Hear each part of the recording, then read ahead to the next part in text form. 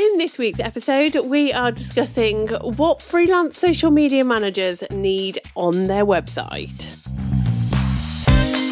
Hello and welcome back to another episode of JFDI with the two Lauras. This is the weekly show where we share all sorts of things relating to working as a freelance social media manager. Today we're diving into your website and we want to talk about 8 things that you need to have on your website if you want to attract clients, if you want to look professional, if you want people to want to hire you. So we're going to dive into 8 things and we'd love to continue the conversation. So if you are in our customer group, the Social Media Managers Lounge, come in there, let us know which of these things you're missing on your website or which of the things that you think that you should be adding. We're always open to discussion and hopefully we won't go off too much on a tangent, but I will just warn you that Laura has got a bit of a stinking cough. So if she starts going off on a tangent with her cough and I start filling in, don't worry.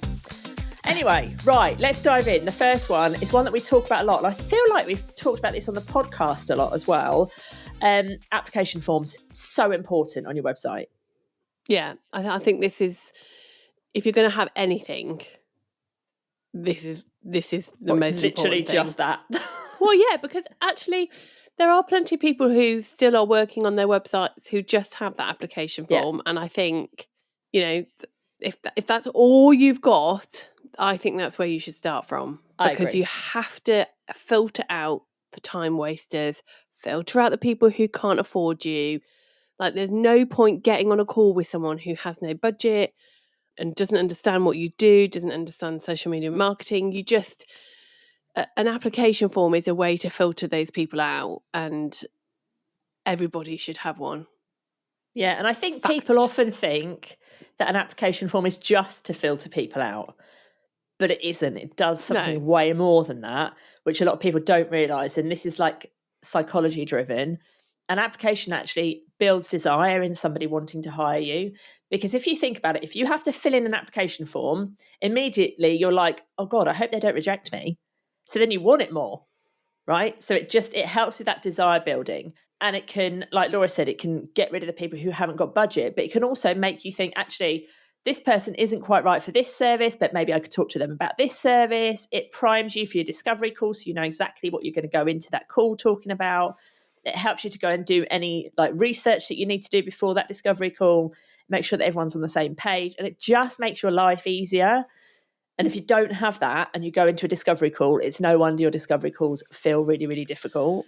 I think the application form it just sets the tone for everything, and it sets you off on that right path of then having a good, positive discovery call. It means your proposal will be useful, because will be even better, because you can use the words that they've used to describe their business on the application form. So there are so many benefits.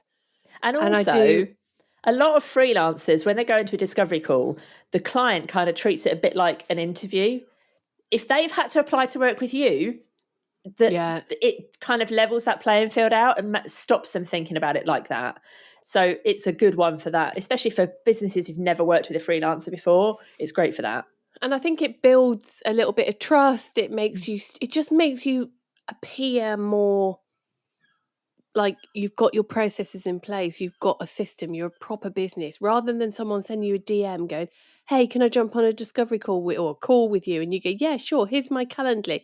And then 5 minutes later, you're on a call, you've done no prep, you know nothing about that business, you don't know whether they can afford you, they don't know what your rough prices are, so everything is a bit of a shit show when you don't have that kind of system in place. So yeah, I think we've hammered that point home, but an application form is essential. Yeah, it's why we do what we do in the toolkit, where we help people to actually plan and build their application form. And we actually do a review of people's application forms before they set them live, so we can make sure the questions are right, they're asked in the right way, they're not asking questions that are going to stop people from filling that form in. They're not asking questions that they don't need to ask, and they are getting the right information. So everyone who joins the Social Media Managers Toolkit gets this review as standard. So if you haven't already joined the toolkit, by the way, and you're like, hang on a minute, I don't really know what I'm doing with this, dive into it. The link will be in the show notes, or you can just go to the2lauras.com/toolkit and you'll get a review when you join as well. So yeah, have a think about that. Number 2 on the list of things you need on your website, Now, this is really important, but it is something you may not have when you're very first starting out. But if you are very first starting out and you don't have what I'm about to say, I want you to make sure you keep this on your radar and you add it as time goes by. And if you are not new and you have had clients, you need to have this on your radar and you need to be updating it all the time. And that is case studies. Case studies are so important because they help people to understand so many things, right? So they can understand what it's like to work with you. They can understand that they're the right fit because you're talking about clients or businesses that are like them. You're talking about the struggles that people had before they worked with you. And they're like, oh yeah, that's what I've got.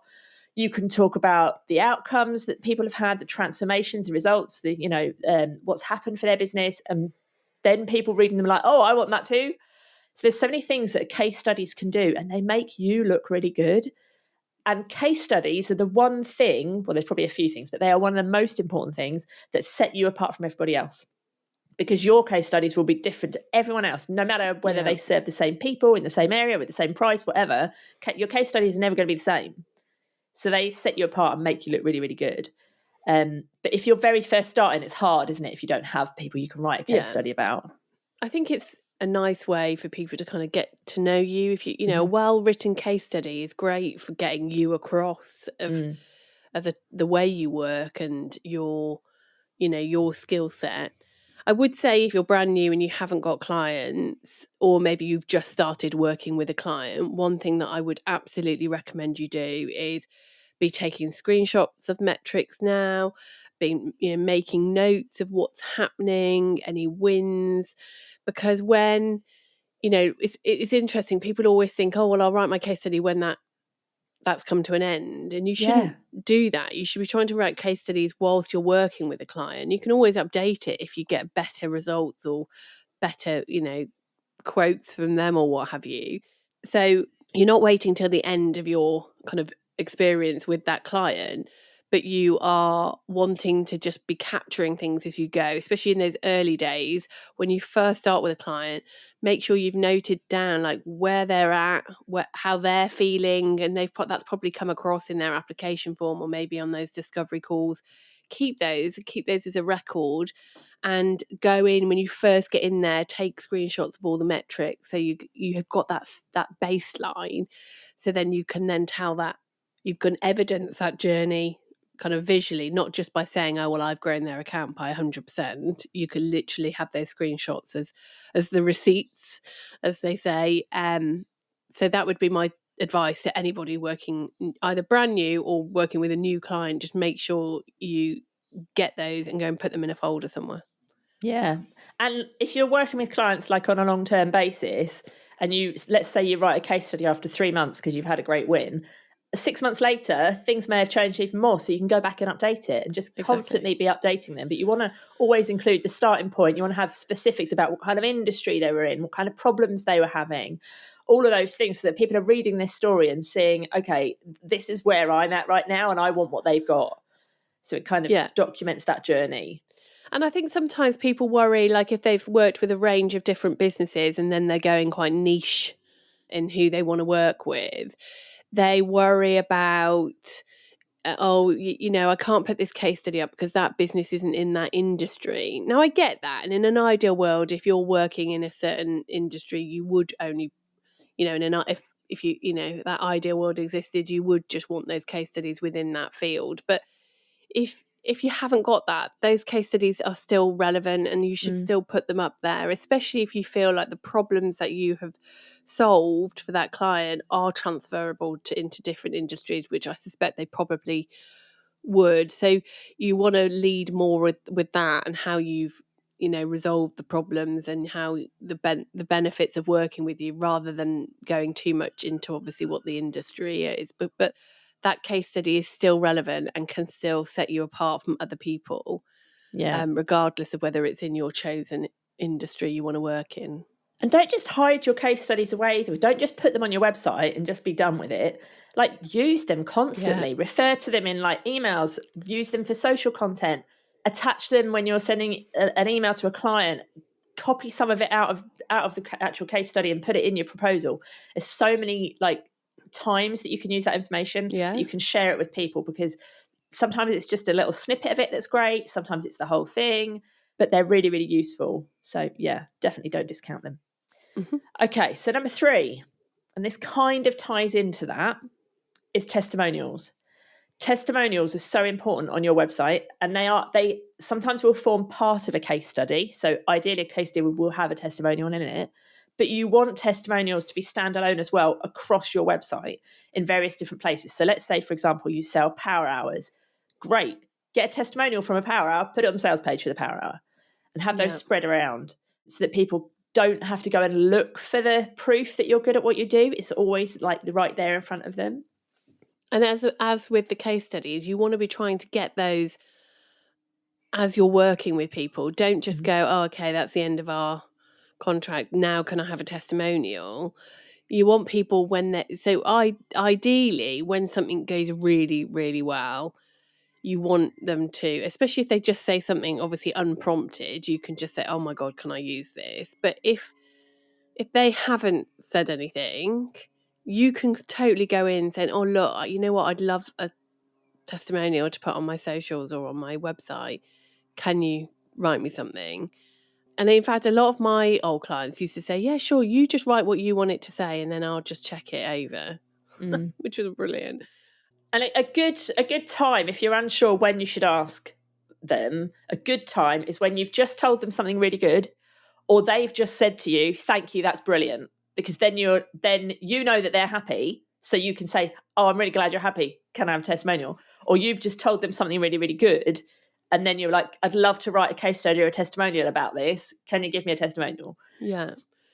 And if you're doing things like power hours, strategy, audits, think about how can I make sure that I am capturing this kind of stuff. You know, it's all very well when you have a relationship over a longer period of time with a client, but anything which is more short term, think what can I do to make sure that I get this test? Like, am I sending out a review form?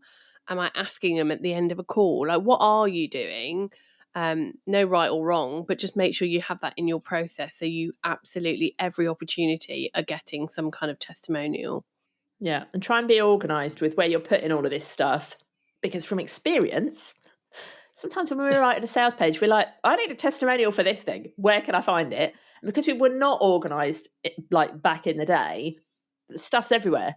If you're organised right from as early as possible in your business and you've got folders for different services, offers, that's the easiest way to then go and find something when you want to talk about something specific. So try and be organised with it. Okay, number 4 is probably my favourite thing on a website, if I'm honest. And I think it's the thing that has generated the most leads for me throughout all of my businesses, not just like now. And that is blog. I think blogs are quite often discounted, especially now in the days of ChatGPT. People are like, oh no, what's the point? But blogs are so useful for so many reasons. The obvious one being SEO. So many of my leads find me because my blogs are SEO optimized, and some of them are a bit random. One of my blogs is really, really old. It still gets me so much traffic and leads constantly, which is weird because the blog is about how to get swipe up on Instagram with less than 10k followers, which you don't like. We don't even have swipe ups. It's just weird. But that still works for me. So it just shows like the longevity, I think, of blog content.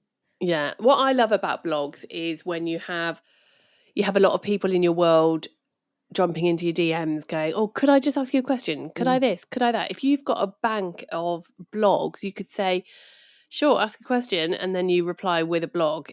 If you don't have a blog, you quickly write the blog because then you can use it in the future. So it means you're not essentially wasting your time with people who are asking for free advice. Yeah. So it can be a great way to just be a bit more efficient with your time. And obviously if you optimize those blogs to make sure that you're selling something in that blog, then or including testimonials, case studies. Yeah, absolutely. Then I definitely think it's worth doing. Blogs don't have to be hugely lengthy. They've just got to answer a question that people ask. And if you're noticing that there's lots of people asking you the same question, write a blog about it, and then you've got something to chuck their way. It's great if you are doing ads as well, because obviously that will all build up to your audience build through the pixel. So definitely just don't, yes, you can write SEO based blogs, absolutely, but also trying to think, what blogs can I write that will quickly answer any of my potential clients or potential customers' problems. Yeah, and what will make you look good as well. Yeah. And if you so Laura's just said about adding other things and optimizing that blog. A few years ago, you know how people have like a word of the year? We had a phrase of the year, which was no dead ends. So we were like, if anyone lands on our blog, we don't want that to be the only thing they look at.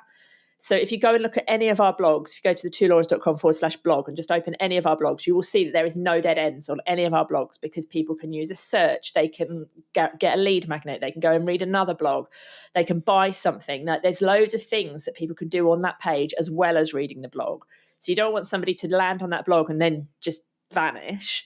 You ideally want them to be able to take themselves on a little journey to go and find out more, because then you look better.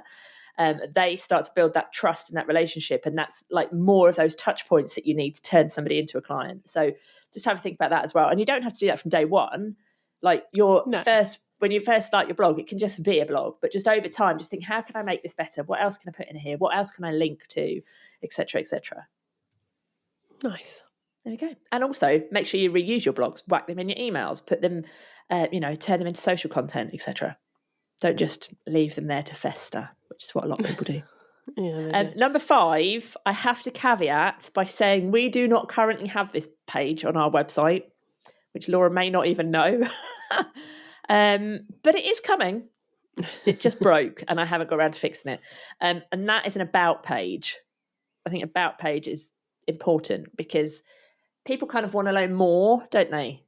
So they might land on your website. They might say, oh, great. Okay, I know that this page is for me because you're talking to my niche. You're talking about my problems, blah, blah, blah. They might read your blog and think, yeah, great. This person's talking about loads of great stuff.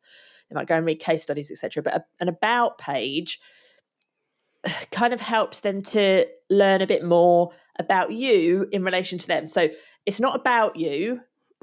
It's about not your them. CV. Yeah, but it's it helps them to understand that you're the right person. That makes sense. So whilst it would include like photos of you, information about you, it's written in a way that's about them. That's quite difficult for me to explain. It's not a CV, as you said. Yeah. It's not your record of achievement. No. I started in 2010 by doing blah, blah. Yeah, it's not that. Anyway, our about page will be fixed at some point. Right, moving on. Before we dwell on us not having the one thing that we're recommending. Number 6 is one that I think lots of people don't consider, but it can be a moneymaker. So I like this one. This is a recommendations page. So Laura and I are, you probably know, we love a good affiliate link.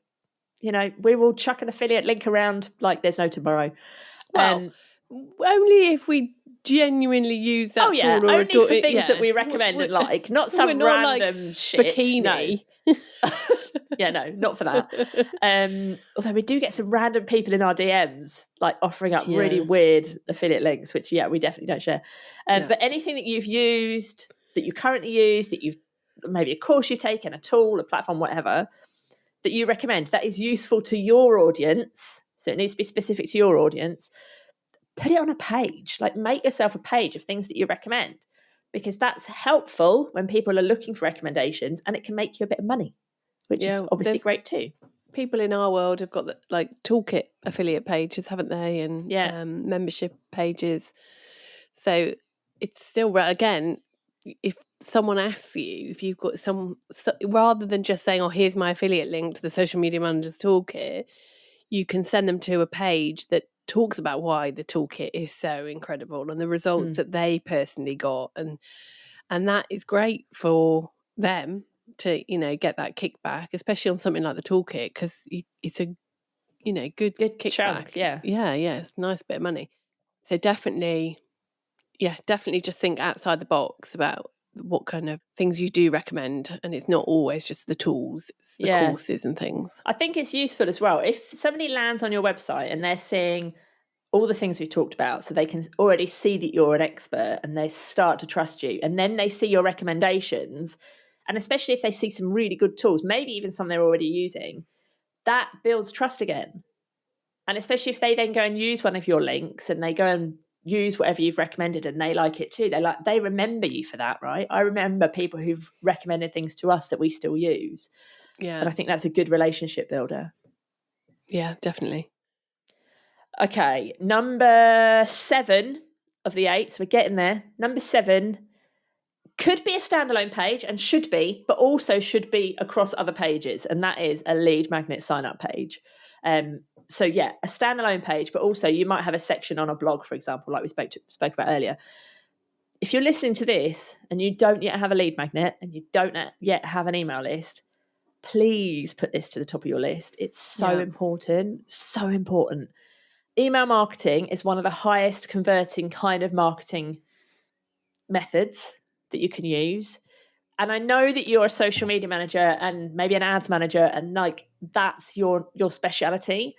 But if you want to build trust and convert people quicker, email is how you do it. And email is also how you protect your business from hackers going and taking your account, Facebook closing down your ad account, all of those things. If any of those things happen and you lose your audience, you've still got your email list. You can still email those people. And remember, an email list, you're building a list of people who have actively chosen to opt in and to find out more and to read more.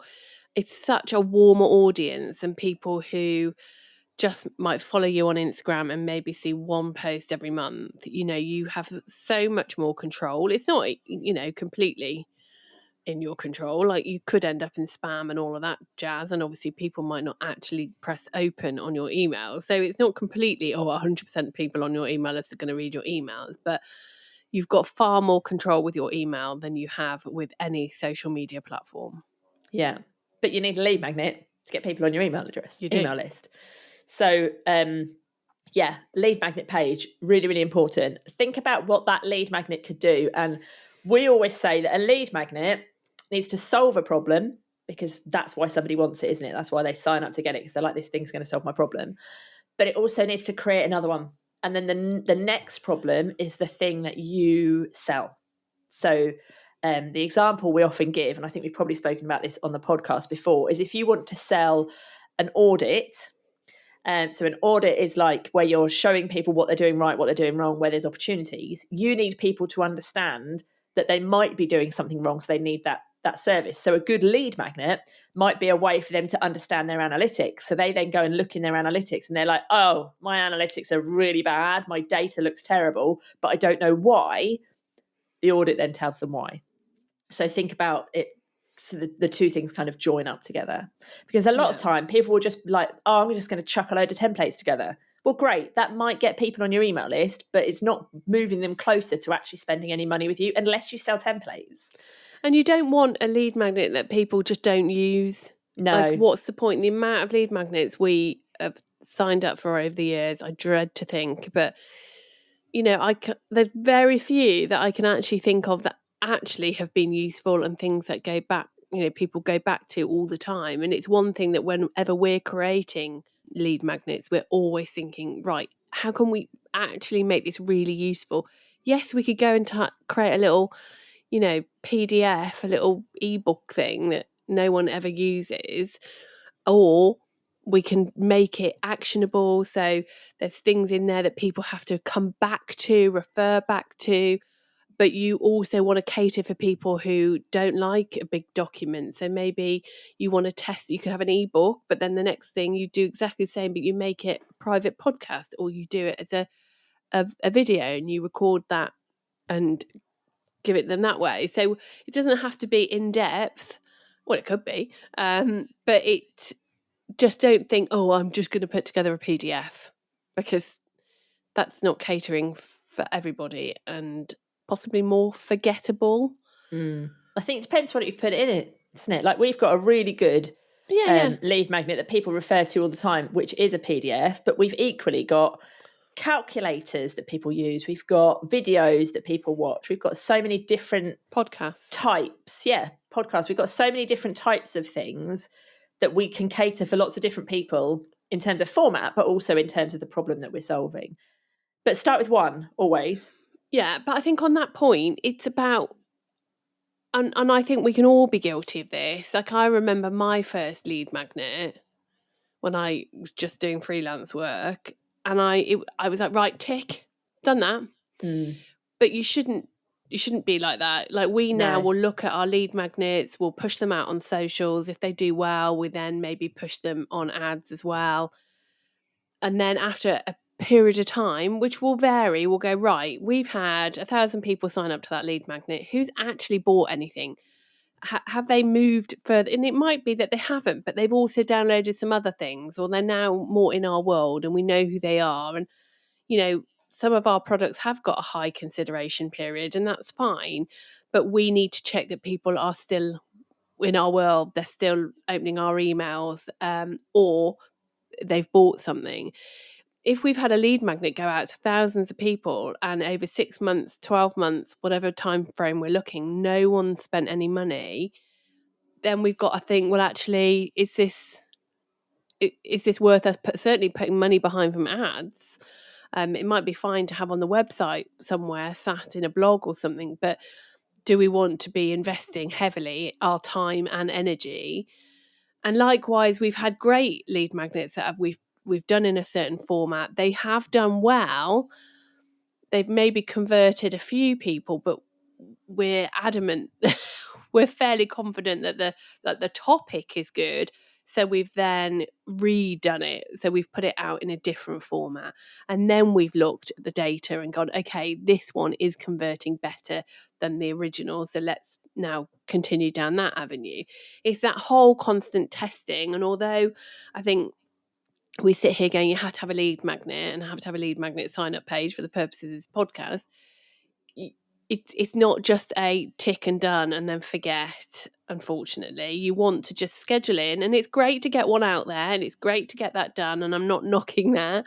But then once it's out there, just pop a note in your diary for 3 months time, a month's time, whatever, and just to review that, to look at the data. Is it getting leads? Are those leads staying on your list? Are they all 100% unsubscribing? You know, what can you learn from that data to help you inform where to go next with your lead magnets? And if no one's signing up, is that because you just haven't told anyone that it exists? Because that happens a lot too. Yeah. I think we could probably do a whole podcast on lead magnets. We probably already have, to be fair. Yeah. If you do want help with lead magnets, we've got a really good masterclass in the Inner Hub about lead magnets from Teresa Heath Waring. So we'll link to the Inner Hub as well in the show notes. Or you can just go to the2lauras.com/Inner Hub. Okay, final one for your website. And this isn't a page. This is just something that you need to sprinkle across your website. It's something you need to sprinkle across your website, but lots of people seem to do this wrong. Yeah. And lots of people seem to not check that it works. Yeah, well, that's what I mean by wrong. Yeah, it's like annoying. Drum roll, can you guess what it is if you work in social media? Probably not. Your social media links. I know, it seems so obvious. But yeah, people either don't put them on there, or they use a templated website and they don't update the link. So it just takes me to Instagram, not their page. Or it takes to an old page because they've updated their handle or whatever. And it's one of my biggest bugbears when I'm trying to get in touch with somebody. Yeah, I like to, when I go on someone's website, whether it be through this, like our work, or whether it be as a consumer of something, I always like to go and check them out on social media. Yeah. Always, especially if it's a service. Less so if it's like I'm buying some clothes. I don't know. I always go and want to look at their, especially jewellery. Yeah. Yeah, no, I less so, but more for me if it was a person, i.e. you as a social media manager. I want to go and check them out. I want to go and look at their face. I want to check their reel. Yeah. And the amount of times those links do not work. Now, if I was looking to hire a social media manager and they haven't been able to link to their social media on their website, it would be an automatic red flag. Yeah. There's so much choice out there now for social media managers. I don't need to hang around and really consider somebody. If they're giving me a reason to think, nah, then you're crossed off that list. So if you do one thing today, just go and check those links. And whilst you're checking, do not link to platforms you are not active on. The amount of people, because probably it's like they've templated, you get all the little icons at the bottom. So, oh, there's X. Okay, I'll link to my old X account that I've not been on since it was Twitter, and and it's you don't use it because, again, if that client happens to click, or potential client happens to click on that Twitter or X one, or whichever account that you're not actually using, what impression is that going to give them? So only link to the ones that you're actually marketing yourself on. Yeah, and a lot of people will say you shouldn't link to your socials because you want people to stay on your website. Now, I agree with that if it's a standalone sales page. If it's some sort of funnel page, agree, 100%. If it's your website, people want to go and look, and especially if you work in social, people want to see your social channels. We've done research on this. We know that a high percentage of people who are looking to hire a freelance social media manager and an ads manager will go and look on your socials. And if they can't get there easily, like Laura said, they're going to leave. So make sure it's on there, and do your clients a favor as well and make sure that their links work, because if they don't, they're going to thank you for flagging it to them. Because although Laura may not go and look on socials, anything that I'm buying, particularly if the product images are rubbish, I will always go and look on their Instagram. And often I will do that to check that they're a legit business. Because you can't really always tell from a website, can you, if it's like some dodgy company in China? Whereas if you go over and look at their Instagram, what have you, then you can sometimes get a better feel. But yeah, check it for your clients. And if you do one thing today, go and check your website and check that those links work. And if they don't, fix them, for sure. Yeah. Which makes me think maybe we should go and check ours just in case. Let's do that next. Yeah. So there we go. Right. Should we recap what they were? So we had number 1 was an application form for your website. Really, really important. Number 2, case studies. Number 3 was testimonials. So those 2 things kind of link. Number 4 was add a blog. Keep that blog updated. Answer questions that people are asking you, etc. Also optimize for SEO. Number 5 was the about page, which I'm just going to skip over because we don't currently have one. Number 6 was recommendations, things that you would recommend for people to buy, sign up to, etc., download. Number 7 is your lead magnet sign up page. And then the final one was to make sure that you've got all of your social media links on your website. So, yeah, I hope this was helpful. I've just checked. They do work. Oh, phew. Maybe we should have our Facebook group on there, though. Yeah, maybe. Oh, no. Maybe anyway, we'll talk strategy about website after the podcast, shall we?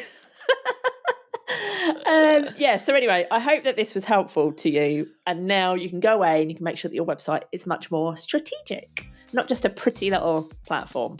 And just check that things are updated. Like, if you haven't updated your website since, I don't know, like 2022, and you're like, this is coming soon in 2022, and it's now 2025, go and change it. Check all of those things. Go and look at the pages that people will be looking at, and make sure that things are updated. Yeah, that's that then. There we go. We hope that was useful. Can't wait to hear. Can't wait to hear how many of you have got links that you need to go and update. So come and let us know. Yeah, let us know. Yeah, no shame here. And if you enjoyed the podcast, we would love it if you would please leave us a little review wherever you are reading, even. No, listening. Oh my God, it's been a long day. It's only 20 past 10. But yeah, leave us a review. We would be very grateful. Obviously, hit the 5 stars if you think it's worth it. And just let us know what you think. And we will be back same time, same place next week. We'll see you then. See you then. Bye. Au revoir.